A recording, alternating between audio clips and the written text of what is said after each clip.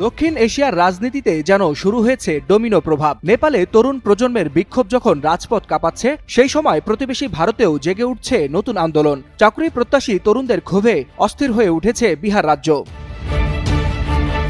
চাকরি প্রত্যাশীদের অবরোধে কার্যত থমকে গেছে বিহারের রাজধানী পাটনার প্রধান সড়কগুলো। আন্দোলনের ইস্যু চতুর্থ দফা শিক্ষক নিয়োগ পরীক্ষা TRI-4। অভিযোগ উঠেছে সরকার প্রতিশ্রুতি ভঙ্গ করে শূন্য পদের সংখ্যা ব্যাপক হারে কমিয়েছে। মঙ্গলবার সকাল থেকে হাজার হাজার শিক্ষিত তরুণ কলেজ প্রাঙ্গণ থেকে মিছিল শুরু করে শহরের কেন্দ্রস্থলে ছড়িয়ে পড়েন। এতে অচল হয়ে পড়ে রাজধানীর যান চলাচল।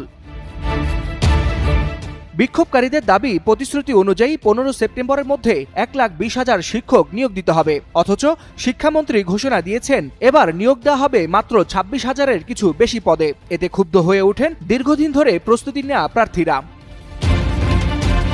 ছাত্রদের অভিযোগ, আগে বাইরের রাজ্যের প্রার্থীদের আকর্ষণ করতে শূন্য পদের সংখ্যা বাড়িয়ে দেখানো হয়েছিল, অথচ এখন শুধুমাত্র স্থানীয়দের জন্য সুযোগ রাখতেই সেই সংখ্যা হঠাৎ কমিয়ে দেওয়া হয়েছে। এতে তরুণ সমাজের মধ্যে হতাশা ও আস্থাহীনতা আরও গভীর হচ্ছে। আন্দোলনকারীরা হুঁশিয়ারি দিয়েছেন, পূর্ণ শূন্যপদের বিজ্ঞপ্তি প্রকাশ না হলে বিক্ষোভ আরও বিস্তৃত হবে। সামনে বিধানসভা নির্বাচনকে ঘিরে এই ইস্যু রাজনৈতিকভাবে বিস্ফোরণ ঘটাবে বলে আশঙ্কা করছেন বিশ্লেষকরা।